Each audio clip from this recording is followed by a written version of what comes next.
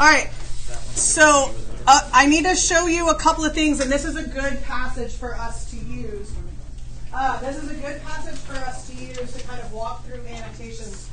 So a couple of things that I'm seeing when you guys are annotating, when I'm looking at your annotations from the test, and we'll talk more about this tomorrow, is that I'm seeing that you guys didn't do some of the things that I told y'all to do. So when and you don't have to raise your hand, but I can tell.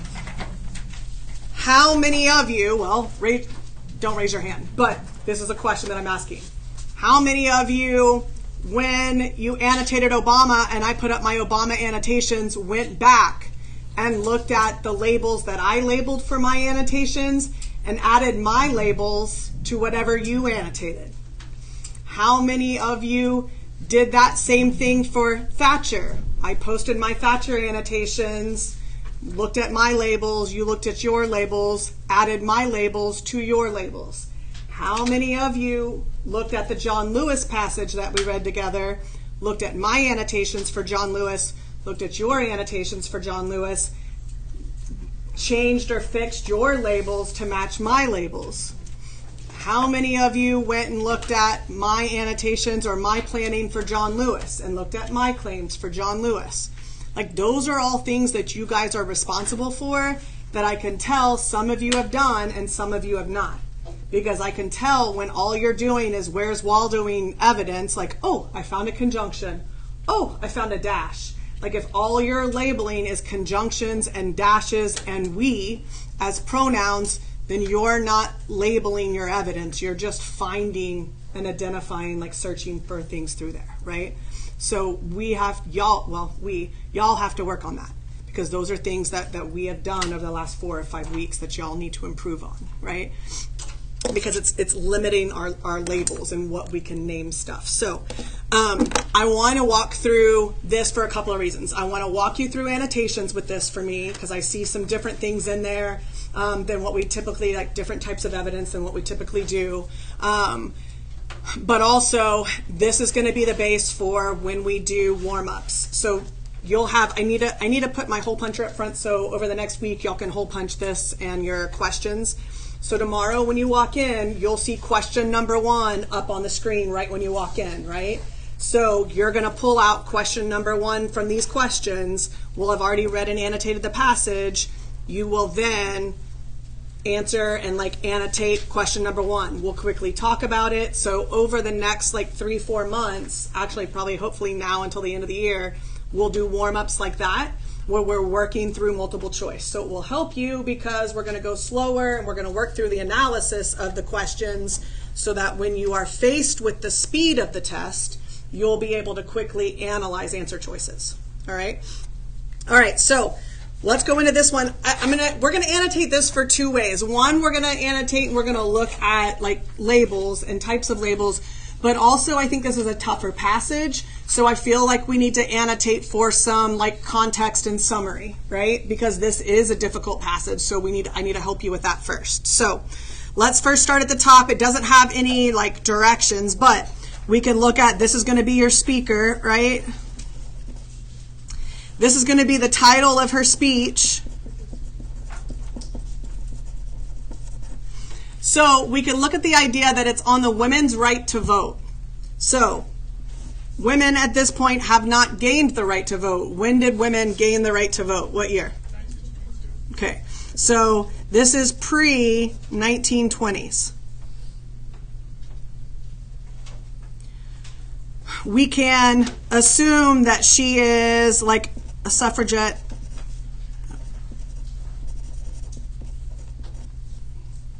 Right? She's speaking about the suffrage movement. We're going to go through, we're going to number our body paragraphs real quick. Friends and fellow citizens 1. This indent goes with this body paragraph. It's a block indent, so we don't count that one as a paragraph. It was is 2. For any is 3. To them is 4. Webster is 5. The only is 6. Now, I feel like we need to go through and look up definitions for words. So does anybody remember how we figured out what words we don't know? How do we find them? Read backwards. So we're going to start from the bottom and work our way backwards, okay? And these are words that we cannot exactly define. So I'm going to go to void. I'm going to go to null. Immunities.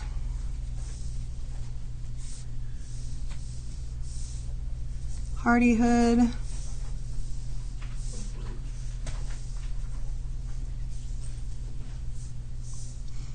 Entitled.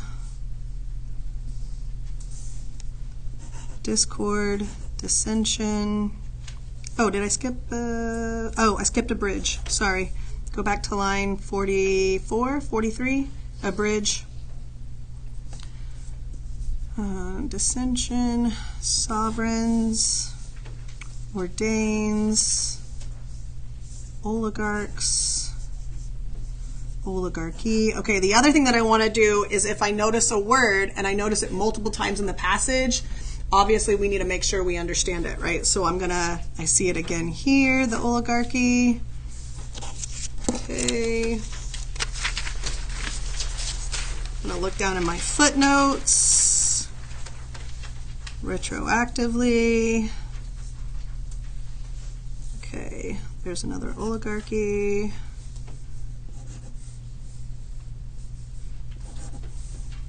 Aristocracy. Aristocracy, odious. Democracy. Now that I'm seeing a trend in like oligarchy, aristocracy, democracy, I'm going to make sure that I have each one of those clearly defined so that, because it's a trend, right? Like there are those words in there that are important that I need to understand. Ms. Smith.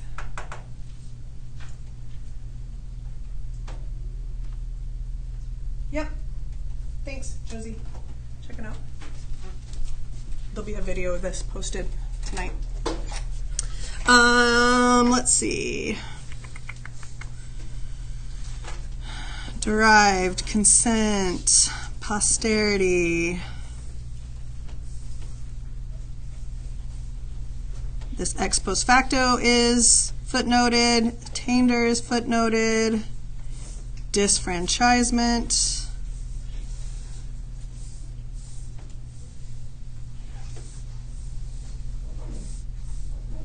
Mockery. Posterity again.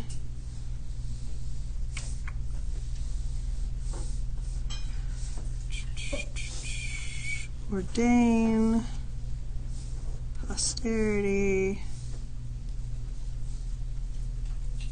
Tranquility. Domestic.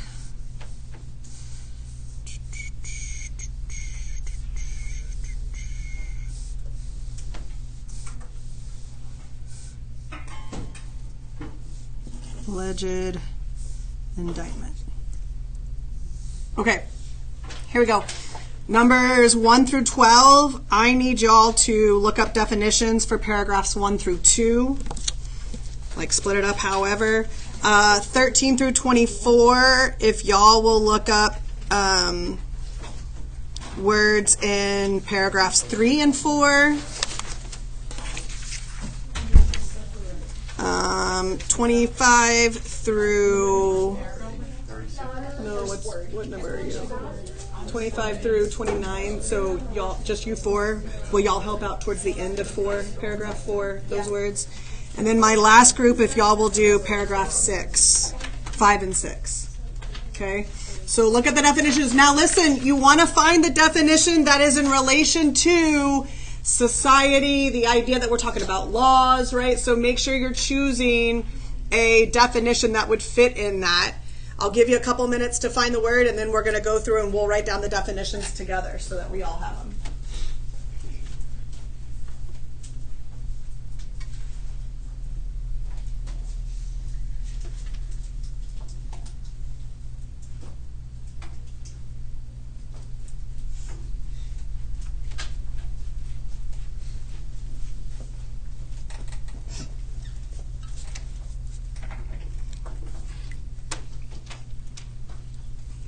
All right, are we ready? Or have fast fingers to find the definitions. Here we go. Indictment. Formal accusation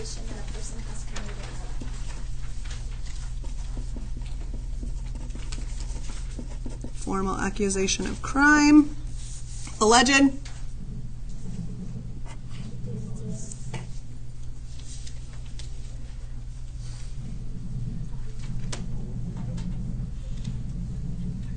Accused but not proven or convicted.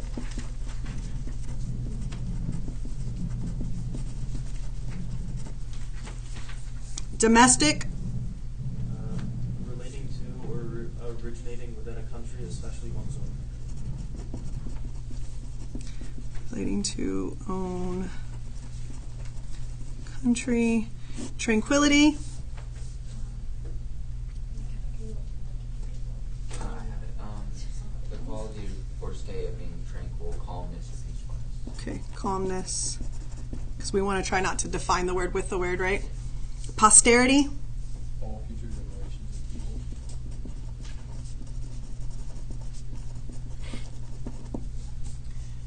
Future generations. Ordain.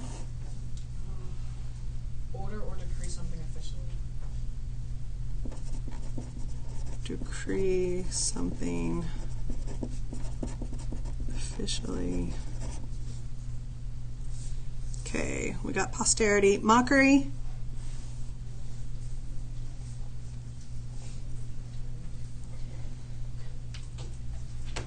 Ridicule, contempt, or derision. So ridicule. Disfranchisement. The state of being deprived of the right or privilege, especially right.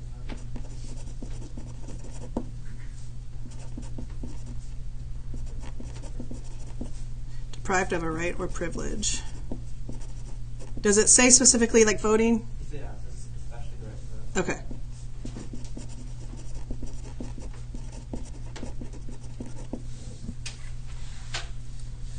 Got posterity. Derived. To take, receive, or obtain, especially from a specified source.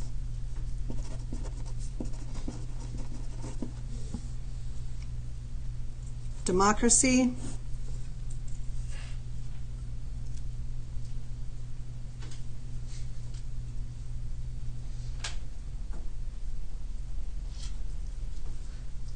A system of government by the full population or all of the eligible members of the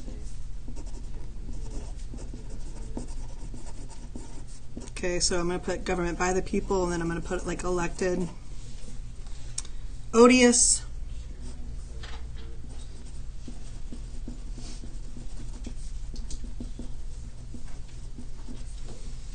Aristocracy. To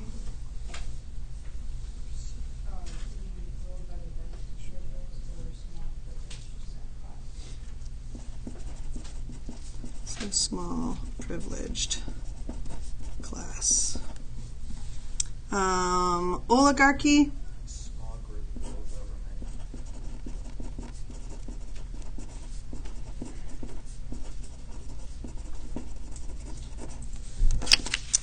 Retroactively. That's at the bottom in footnote 2. Say it again.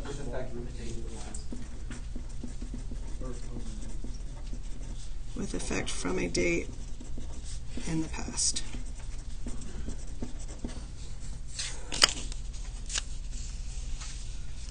Okay. Got oligarchy, got oligarchy, got oligarchy. Ordains. Oh, we already did have ordain, didn't we? Sovereign.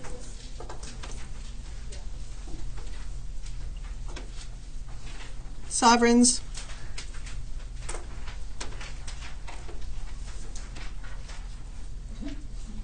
We're supposed to help at the end of 4. Supreme ruler. So what is it? A supreme ruler. Okay, supreme ruler. All right, dissension. Disagreement that leads to discord.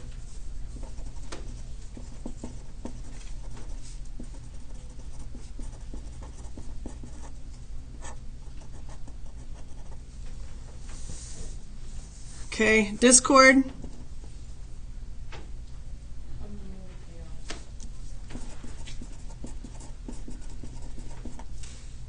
chaos. Entitled.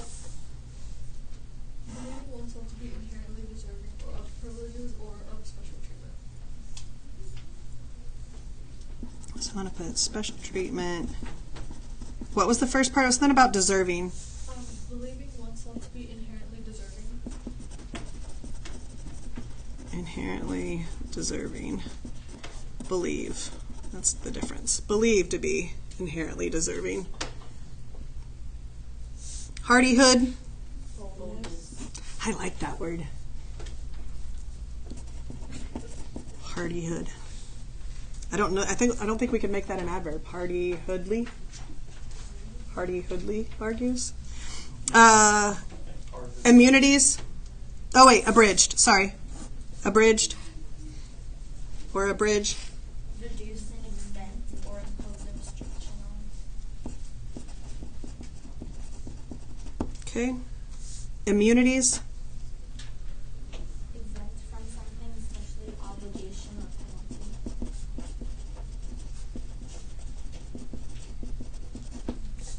Null.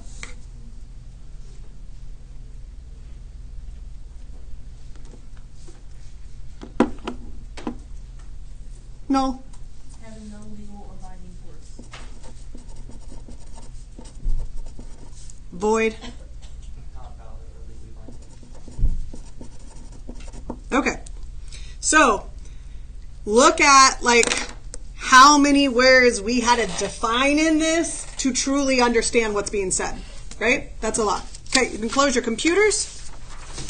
So, I'm going to work through this with you. I'm going to read. I'm going to note some summary in there because I feel like that we need to understand the passage, and this is a tougher passage, so I'm going to help you with some of the understanding, but then we're also going to talk about like labeling, okay? All right. Friends and fellow citizens, I stand before you tonight under indictment for the alleged crime of having voted at the last presidential election without having a lawful right to vote. All right. This is what we would label her exigence, right? Because this is why she's speaking. So why now? Because she voted and then got arrested. Which y'all will learn about Susan B. Anthony, I think, next semester.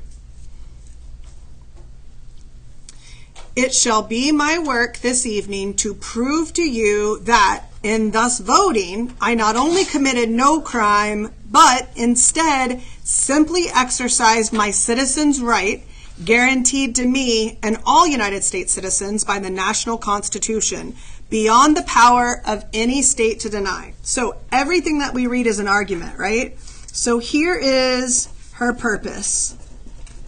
That's her central argument. So as we're looking through, we're looking for like claims, right? We're looking for like what is she going to claim as she works through this. The preamble of the federal Constitution says, we, the people of the United States, in order to form a more perfect union, establish justice, ensure domestic tranquility, provide for the common defense, promote the general welfare, and secure the blessings of liberty to ourselves and our posterity, do ordain and establish this Constitution for the United States of America. Okay, so this is going to be like the basis for her, reasons. Right? This is going to be the basis for her claims. So when we talk about this and we would reference this or we would label this, what would be a good label that you could label the Constitution or the preamble? That's a rhetorical situation. That's not a label. We don't talk about appeals. Yeah, I mean, I would say we could label this like a historical document. Somebody earlier was like an allusion. Again, this is not an allusion because it is a direct reference, right? We are not alluding to language that would be familiar from the preamble. We literally say here, not we, she says this is the preamble, okay? All right. It was we the people, not we the white male citizens, nor yet we the male citizens, but we the whole people who formed the Union. Now, what y'all do in your annotations is you go, but Conjunction, that's what you label. It's like a Where's Waldo, right? Did y'all ever do that when y'all were little? Where's Waldo? There's a picture and you go, there's Waldo. That's what y'all are doing in your annotations. Look, conjunction. Look, semicolon. Look, list. Look, repetition, pronouns. I need us to find patterns. So all those things are in this, yes, but what is the pattern you hear? It was we the people, not we the white male citizens, nor yet we the male citizens, but we the whole people. What pattern do you hear in there? I just said it cannot be the repetition of we. It's the people, not individuals. It's peoples, not groups. Okay. Yes. Now talk to me about a label.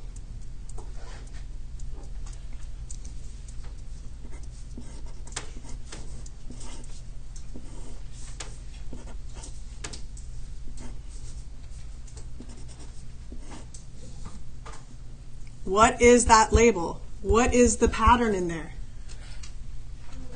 Like a It's what? juxtaposition. It's not parallelism. I guess it could be. There are parts, I guess it could be parallelism. Could be parallel. It could be juxtaposition if you know what juxtaposition is. It's a contrast of two things. Juxtaposition is technically the opposite sentence structure. Right? Like in ideas, but the same sentence structure. But we could say it's juxtaposition because it is opposites, right? It is also contrast, right? Not this, but this. We could also label it definition because what she is, she's looking at the we. That's what we, the people, means. So she is redefining what the understanding of we means. Does that make sense? Notice I'm not talking about pronouns. Notice I'm not talking about conjunctions. I'm talking about the contrast. I'm talking about the pattern that's in there. Okay? And we formed it not to give the blessings of liberty, but to secure them. Not to the half of ourselves and the half of our posterity, but to the whole people. What are we labeling that? Contrast. It is contrast. Now it's like the opposite contrast, because where before it is like, it is this, but it's not this. Now she's starting with, it's not this, but it is this, right? You should hear that. Not to give blessings, but to secure. Not to the half, but to the whole. So again, that is a contrast. Again, it's redefining what the understanding of we means, right? What society's, white men's society, believes we to be. Not to the half of ourselves and the half of our posterity, but to the whole people, women as well as men. Again, y'all would label that the dash, but this is a clarification.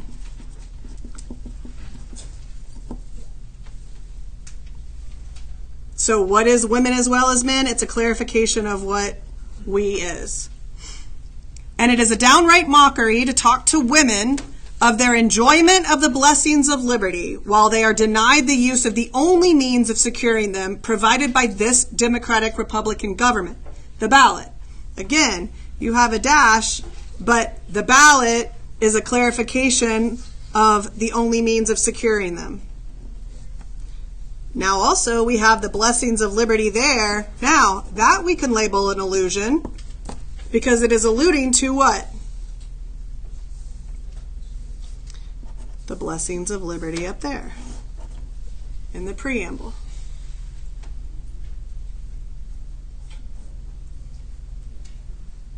So you can't talk to us about, isn't it great, so great to be free? You're free. I'm not truly free because I don't have the right to vote. So I am not free.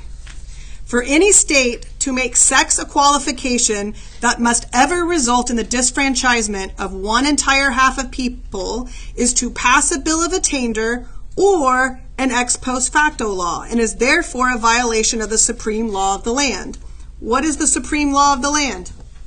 Constitution. The Constitution. Now, what we have to look at is we don't label footnotes. They give you footnotes so you better understand what is in the passage. So a bill of attainder, if we look down below, is an act of legislature declaring a person or group of persons guilty of some crime and punishing them, often without a trial. That's what happened to her, right? So that is her experience.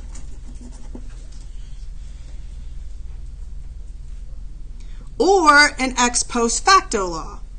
This is a law that retroactively changes the legal consequences of actions that were committed or a relationship that existed before the enactment of a law.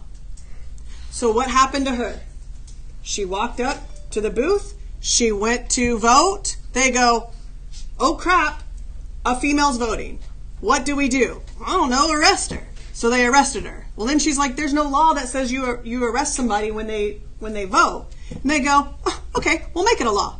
So then they go back retroactively, right? That day they make a law and says, okay, if you're not allowed to vote because the Constitution doesn't allow you to, and you try to, we will then arrest you. That is an ex post facto law. They went back while they had her and goes, okay, well, we're going to make it a law.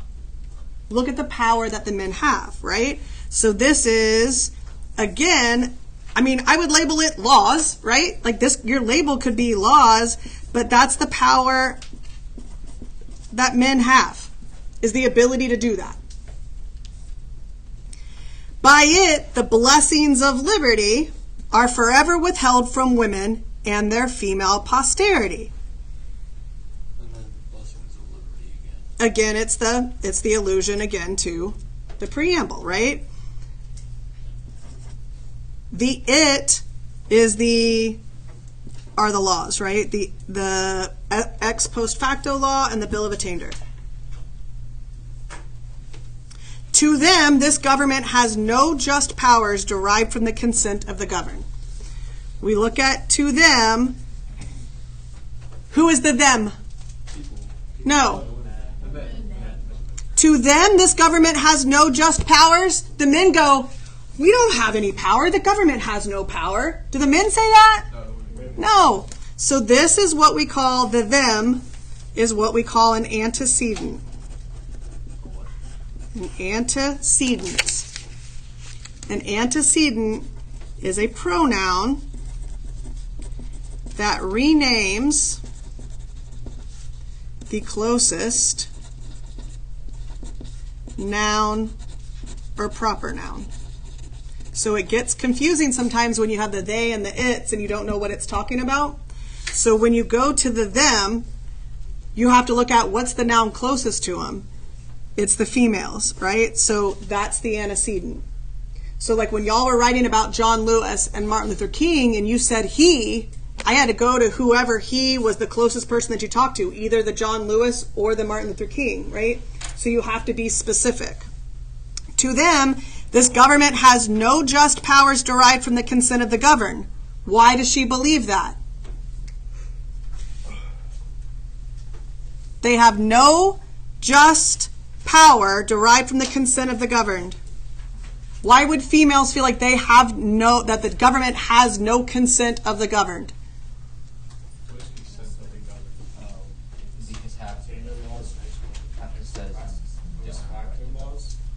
Because, did we not define consent?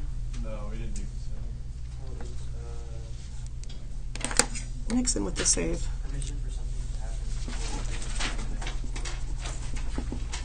to happen. Men, girls, y'all should know the definition of consent. Hello. For the rest of your life, you should know the definition of consent. Hello. What is it again, Nixon?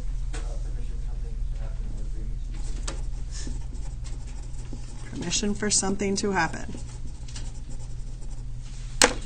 Why do they not have consent? Because the women have no voice.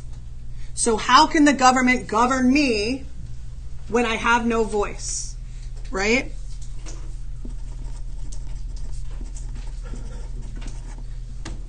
To them, This government is not a democracy. Why? Because they have no voice. It is not a republic. It is an odious aristocracy, a hateful oligarchy of sex. So now look, it is the government, right?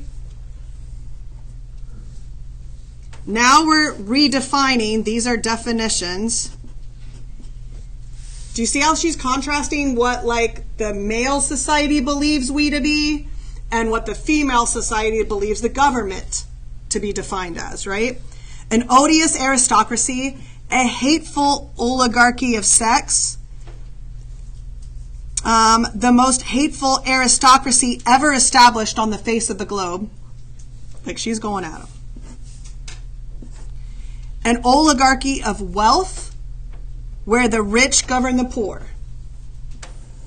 Again, this is a definition. An oligarchy of learning where the educated govern the ignorant.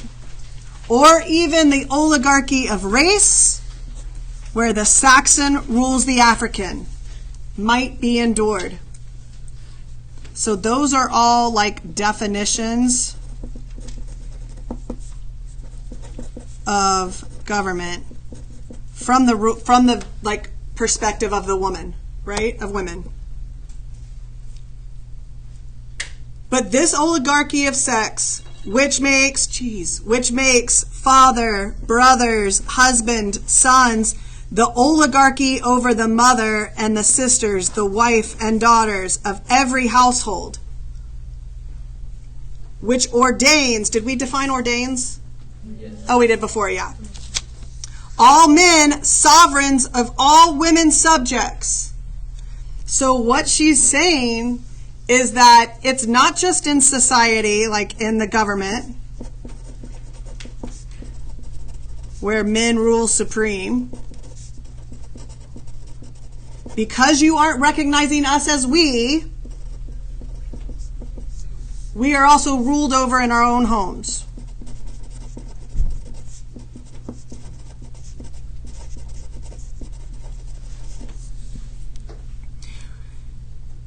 This carries dissension, discord, and rebellion into every home of the nation. So notice, this is a list. It's a progression.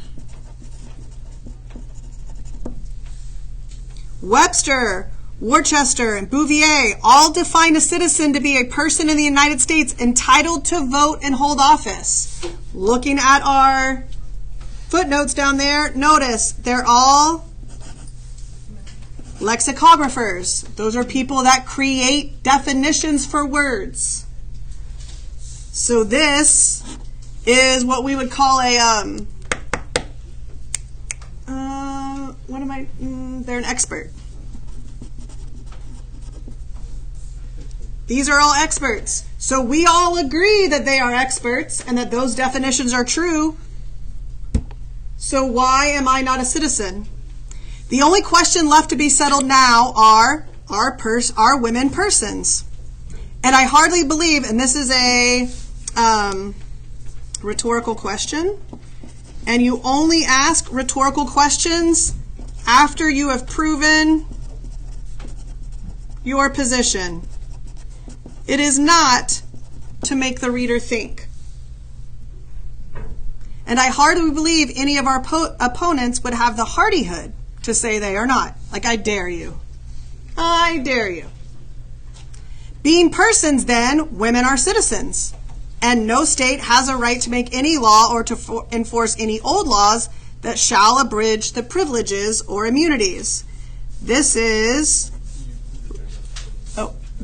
right here. That is logical reasoning. Now that I've proven my definition, therefore, women are people, are citizens.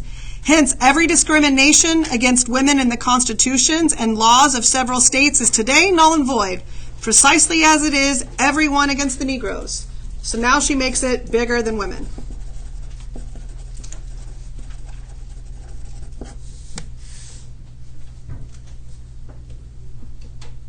All right. Little bit better understanding of that passage?